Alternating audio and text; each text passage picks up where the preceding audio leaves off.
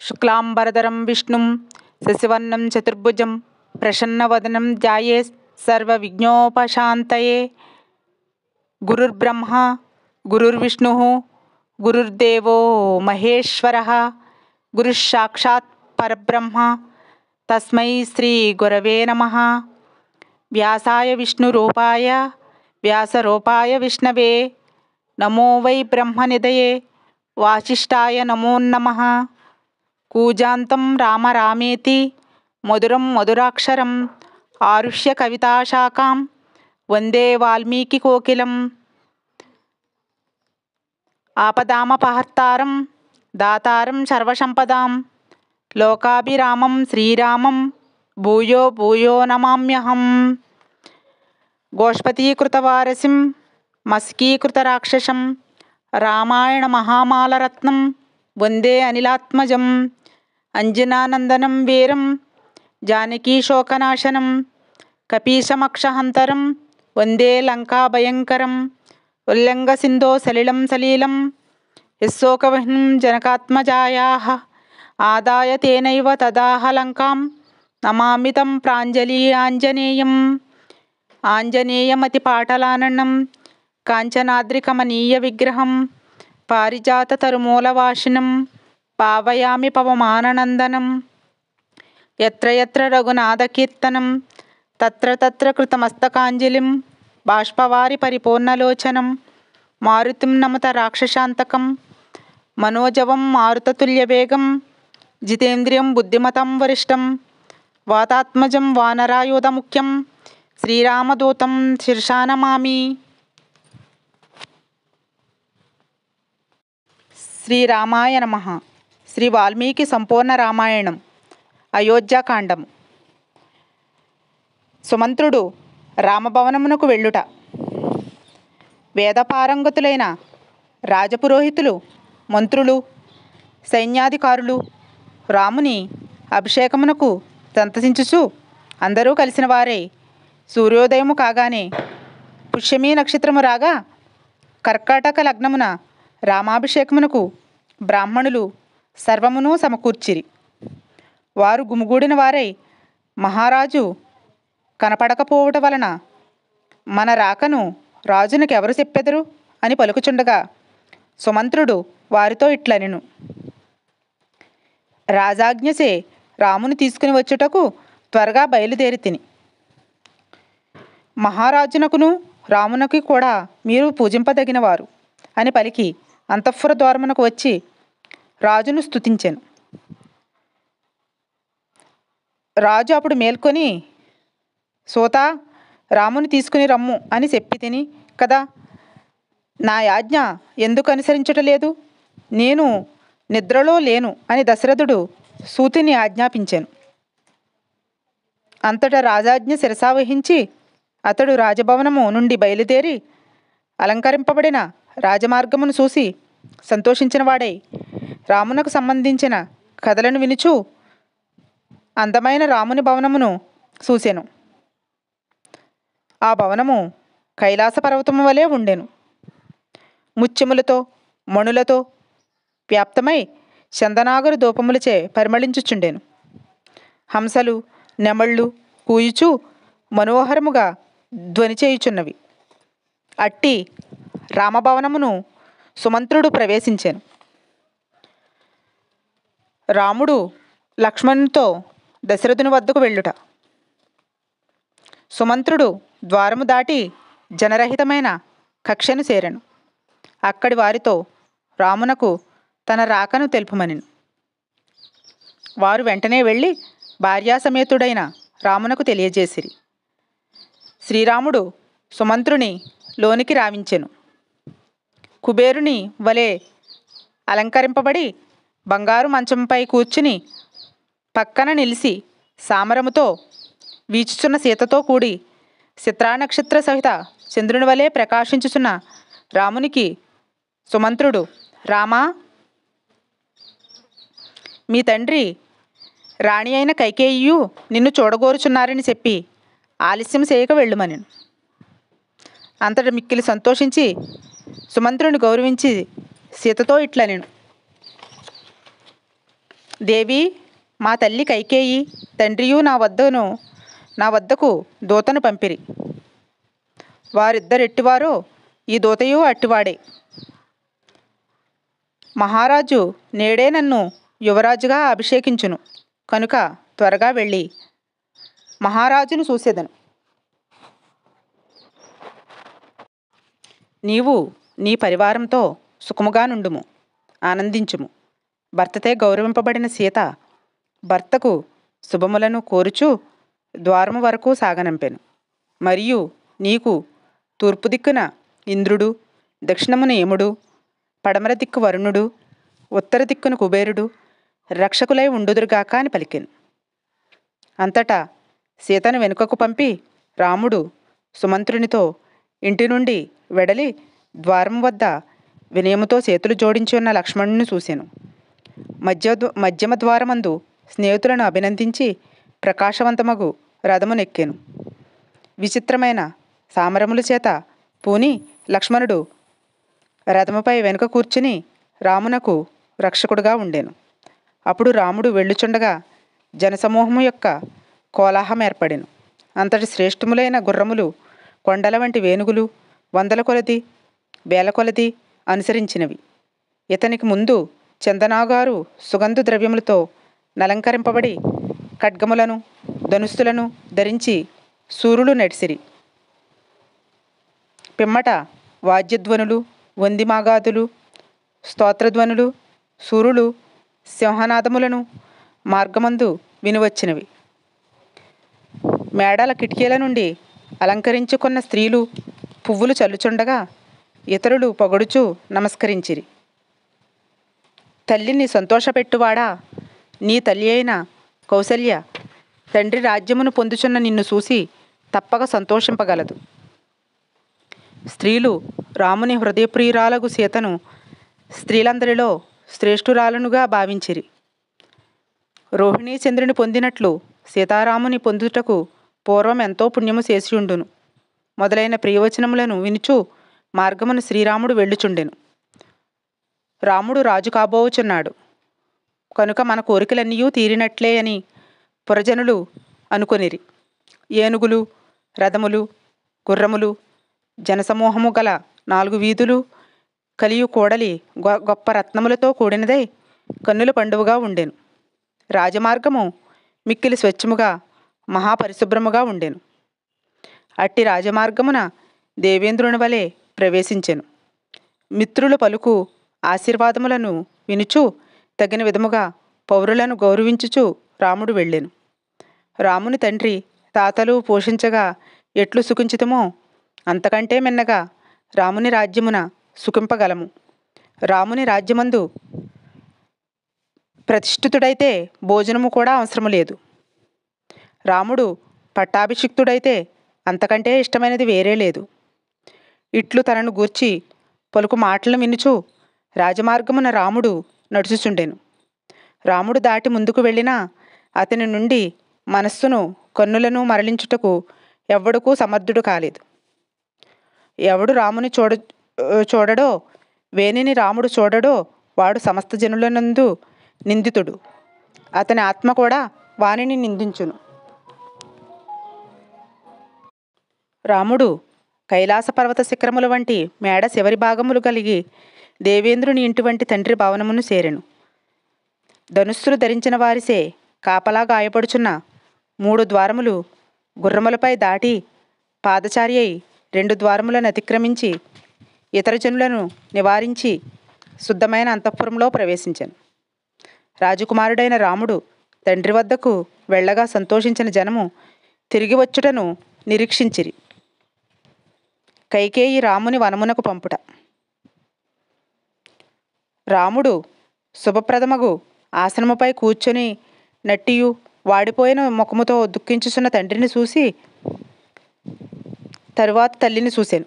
వినయముతో అతడు ముందు తండ్రి పాదములకు నమస్కరించి పిమ్మట కైకేయి పాదములకు నమస్కారం చేశాను. మహారాజు రామా అని పలికి కన్నీళ్లతో దీనతతో చూచుటకు గాని మాట్లాడుటకు గాని సమర్థుడు కాజాలకపోయాను. ఎప్పుడూ ఎరుగని భయం భయంకరమగు రాజు రూపమును చూసి రాముడు కూడా సర్పమును కాలితో తాకినట్లు భయపడెను. దుఃఖముతో సంతాపముతో కృశించి నిట్టూర్చుచు వ్యాకుల మానసుడై తండ్రిని చూసి కంగారుపడి నేర్పరి అయిన రాముడు తండ్రి మంద ఆసక్తి కలవాడై ఈనాడే నన్ను తండ్రి అభినందించుటలేదేమి?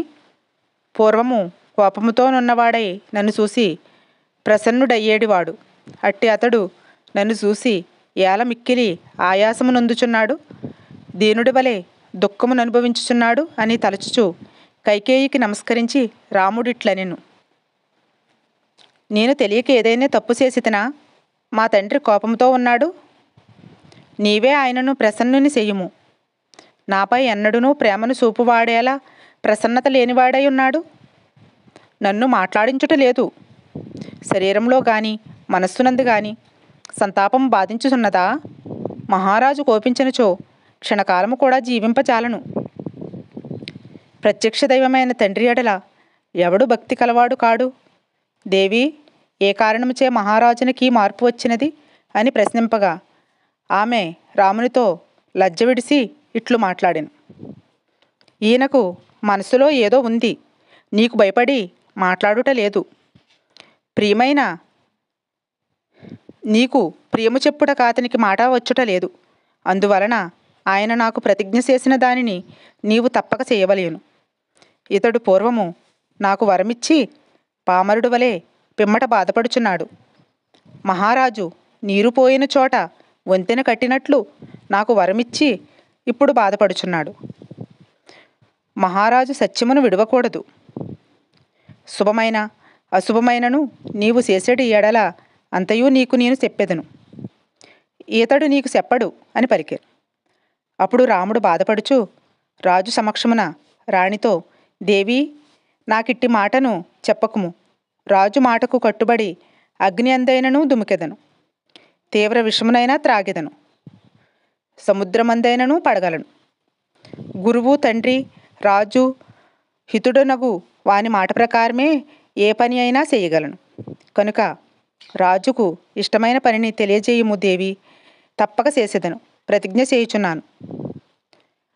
రాముడు 2 మాటలు ఎప్పుడూ మాట్లాడాడు అని పలుకగా రుజు స్వభావం కలిగి సత్యమే మాట్లాడినట్టు రామునితో చెడుబుద్ధి గల కైకేయి మిక్కిలి దారుణమైన మాటను ఇట్లు పలికెను. పూర్వము దేవాసుర యుద్ధములో నాచే రక్షింపబడి మీ తండ్రి నాకు 2 వరములిచ్చెను. వాటిలో ఒకటి భరతునకు పట్టాభిషేకము, రెండవది నీకు దండకారణ్యములో 14 సంవత్సరములు నివసించుటగా కోరినాను. నీవు నేడే వనమునకు వెళ్ళవలేను. తండ్రి ప్రతిజ్ఞను సత్యము చేయదలిసినచో నీవు 14 సంవత్సరములు అరణ్యవాసము చేయవలేను. ఈ సంభారములతోనే భరతునకు పట్టాభిషేకము జరగగలదు. నీవు జడలను నారవస్త్రములను ధరింపవలేను. భరతుడు భూమండలమును పాలించుగాక. మీ తండ్రి ఈ విషయము నీకు చెప్పలేక దుఃఖపడుచు చూడలేకున్నాడు. మీ తండ్రిని సత్యముసే దాటించుము అని ఇట్లు కఠినముగా కైకేయి మాట్లాడుచుండగా రాముడేమాత్రమూ దుఃఖించలేదు, బాధను పడను లేదు. మహానుభావుడగు మహారాజు పుత్రుని కష్టమునకు తప్పించుచు వ్యధ చెందెను. రాముడు తల్లి అనుమతికై వెళ్ళుట. శత్రు సంహారకుడగు రాముడు మరణము వలె ఇష్టము కాని మాటను విని బాధపడలేదు. మరియు కైకేయితో ఇట్లనెను, ఇట్లే అగుగాక. రాజు యొక్క ప్రతిజ్ఞను నేను నెరవేర్చుటకు జడలను నారవస్త్రములను ధరించి అడవిలో నివసించుటకు వెళ్ళెదను. కానీ రాజు వెనుకటి వలె నన్నేలా అభినందించుటలేదు అనే విషయము తెలియగోరుచున్నాను. దేవి, కోపించకుము. నారవస్త్రములను జడలను ధరించి వనమునకు వెళ్ళెదను.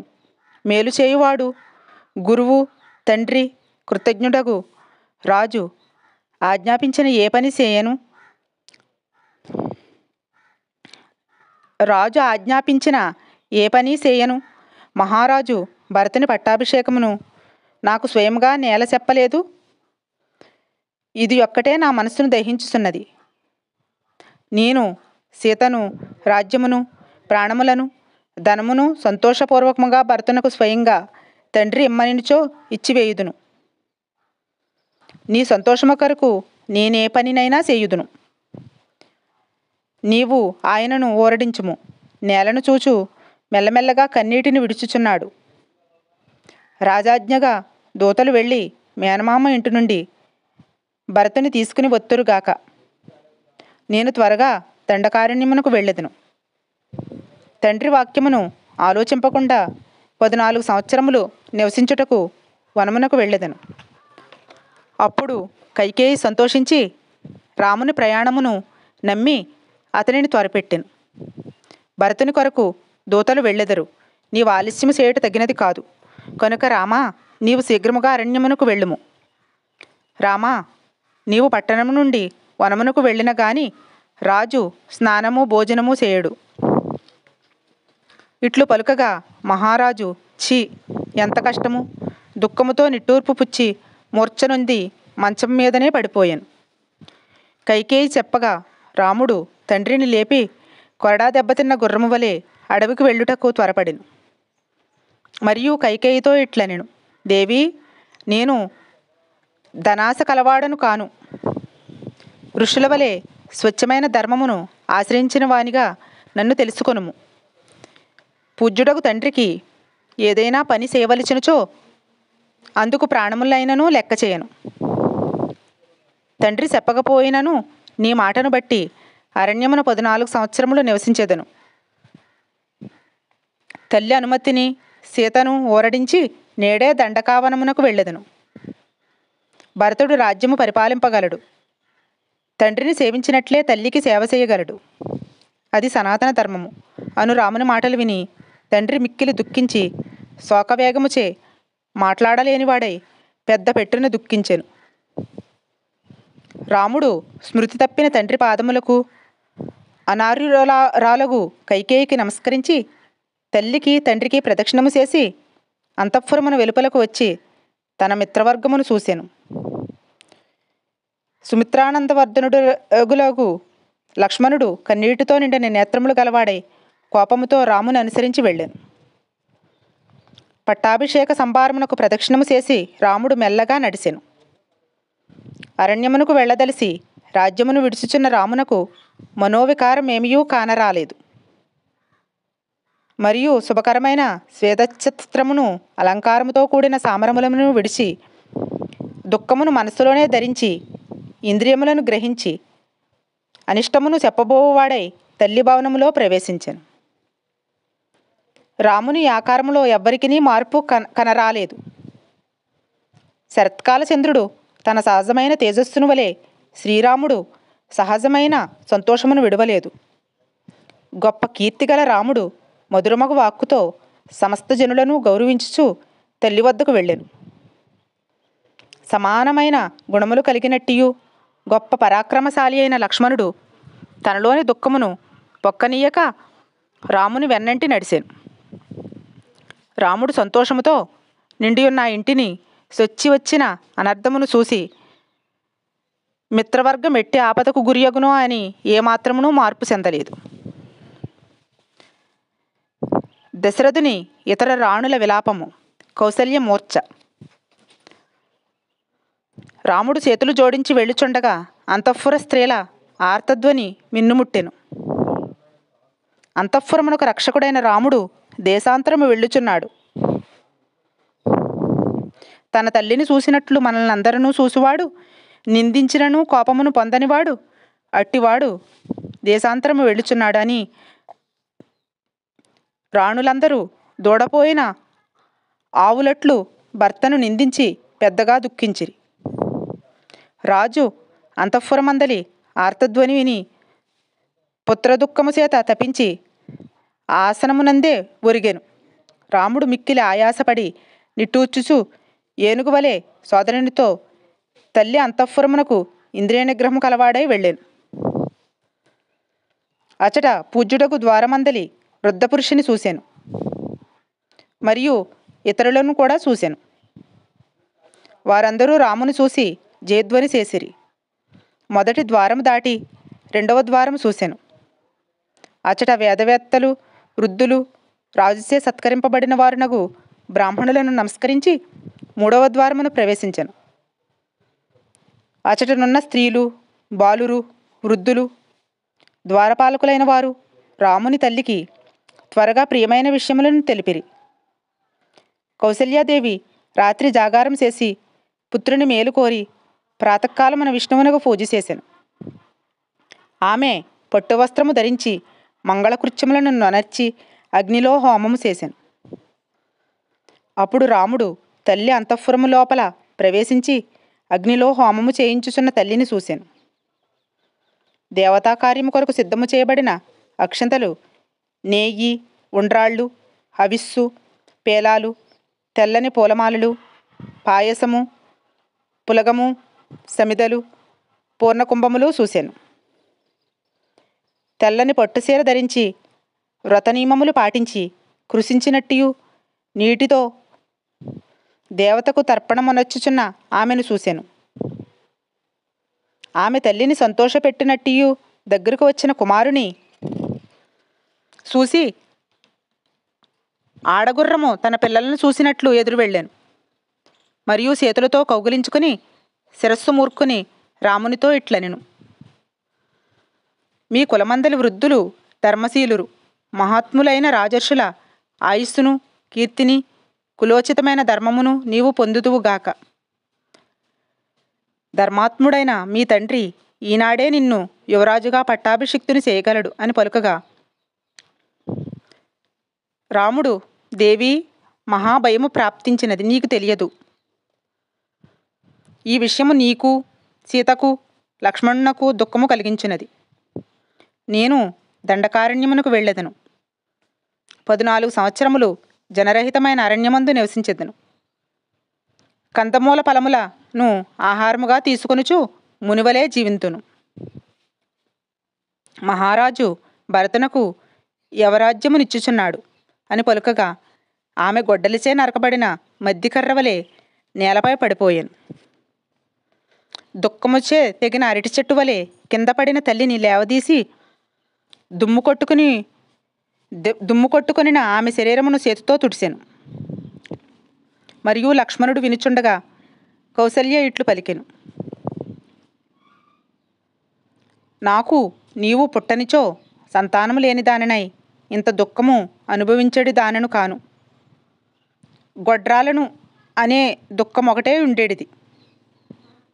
భర్త వలన ఎట్టి శుభము గాని సుఖము గాని నేను పొందలేదు. పుత్రుని వలనైనా సుఖపడవచ్చుననుకొంటిని. నేను సవతులలో పెద్దదాన్నై ఉండి చిన్నవాళ్ల యొక్క నిందావాక్యములను వినుదాననైతిని.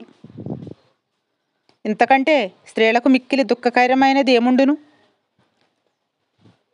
నీవు దగ్గర ఉండగానే నేను తిరస్కారం అనుభవించుచుంటిని. తండ్రి, ఇక నీవు దూరదేశమునందున్నచో మరణమే శరణము. నిత్య క్రోధావతియగు కైకేయి పరుషముగా మాట్లాడు ముఖమును చూచుట ఎట్లు? నీవు పెద్దవాడవైనచో నా దుఃఖము నశించుననుకొంటిని, కానీ నాశములేని మహాదుఃఖమును చిరకాలమింకా సహింపజాలను. నాకు మరణము వచ్చుట లేదు. నా హృదయము చాలా కఠినమైనది, బ్రద్దలు కాకున్నది. నీ చేసిన వ్రతములు, దానములు, తపస్సు సవిటి నేల నాటిన విత్తనము వలె వ్యర్థములైనవి. నీవు దూరమైనచో నా జీవితము వ్యర్థము. బలహీనమైన ఆవు దూడను వెన్నంటి నడిచినట్లు అడవికి నేను కూడా నీతో వచ్చేదను. ఇట్లనేక విధముల దుఃఖించుచు కౌసల్య రామునకు ఓదార్చుటకు శక్యము కాలేదు. లక్ష్మణుని రోషము, రాముని బోధ. అట్లు దుఃఖించుచున్న శ్రీరాముని తల్లియగు కౌసల్యను చూసి దీనుడైన లక్ష్మణుడు ఆ సమయమునకు తగు మాటలు ఇట్లు పలికెను: శ్రీరాముడు అరణ్యమునకు వెళ్ళుట నాకు కూడా ఇష్టము కాదు. స్త్రీవాక్యమునకు కట్టుబడి వృద్ధుడై కామాతురుడైన వాడు ఏదైనా మాట్లాడగలడు. శ్రీరాముడు అరణ్యమునకు వెళ్ళదగిన అపరాధము గాని దోషము గాని కలవాడు కాడు. లోకములో తిరస్కరింపబడిన మిత్రుడు కూడా సాటునైనను శ్రీరాముని యందు దోషమును చెప్పువాడు లేడు. రాముడు దేవునితో సమానుడు, కపటము లేనివాడు, ఇంద్రియ నిగ్రహము కలవాడు, శత్రువుల చేత కూడా ప్రేమింపబడువాడు. ఇట్టు కుమారుని అకారణముగా ధర్మదృష్టి కలవాడెవ్వడు విడిచిపెట్టును. రెండవ మారు బాల్య వయస్సును పొందిన రాజు యొక్క మాటను రాజుల నడువడి నెరిగిన వాడెవడు లెక్క చేయును. ఎవనికినీ తెలియకముందే నాతో కూడా నీవు రాజ్యాధికారమును చేపట్టుము. నేను ప్రక్కన ధనుస్సుతో కాపలా కాయుచున్న నిన్ను ఎదిరించుటకెవడు సమర్థుడు? నరసార్దోలా, నీకెవడైనా ఇష్టము కాని పనికి పూనుకొని నచో తీక్షములైన నా బాణములతో అయోధ్యను మనుష్యులే లేని దానినిగా చేయగలను. భరతుని పక్షమందున్న వాణిని గాని వాని మేలుకోరు వాణిని గాని అందరనూ చంపివేయుచుదను. మెత్తనివాడు తిరస్కరింపబడతాడు. కైకేయి ప్రోత్సహించగా మన తండ్రి సంతోషముతో నున్నచో శత్రువైన అతడు బంధింపబడుగాక, చంపబడుగాక. చేయదగినది చేయరానిది తెలియనట్టియు గర్వించినట్టి అపమార్గము పట్టిన గురువును కూడా శాసించవలయును. ఓ పురుషోత్తమా, ఈ మహారాజు ఏవి బలము చూసుకుని ఏ కారణమును బట్టి నీకు సిద్ధము చేయబడిన దాన్ని కైకేయికి ఇయ్యగోరుచున్నాడు? శత్రువులను శాసించువాడా, నీతో నా తోడను విరోధము వహించి భరతునకు సంపదనీయగా వీనికి శక్తి ఎక్కడిది? దేవి హృదయపూర్వకంగా సోదరుడైన రామునిపై ప్రేమ కలవాడను. సత్యము, ధనుస్సు, దానము, ఇష్టాపూర్తములపై ఒట్టుగా చెప్పుచున్నాను. రాముడు ప్రజ్వలించుచున్న అగ్నిని గాని అరణ్యమునుగా ప్రవేశించినడల ముందు నన్ను ప్రవేశించిన వానిగా నిశ్చయించుకొనుము. సూర్యుడు చీకటిని ప్రాలదోలినట్టు నీ దుఃఖమును పోగొట్టెదను. దేవి, నా పరాక్రమమును చూడుము. శ్రీరాముడు కూడా చూసుగాక. కైకేయిపై ప్రేమగల వృద్ధుడైన తండ్రిని చంపివేచెదను. అతడు దీనస్థితిలో ఉన్నాడు. ముసలితనముచే నిందింపబడు పరిస్థితిలో నున్నవాడు అని ఈ విధముగా మాట్లాడిన లక్ష్మణుని చూసి దుఃఖించుచు కౌసల్య రామునితో ఇట్లనెను. నీ తమ్ముడు లక్ష్మణుడు మాట్లాడిన మాటలు విన్నావా?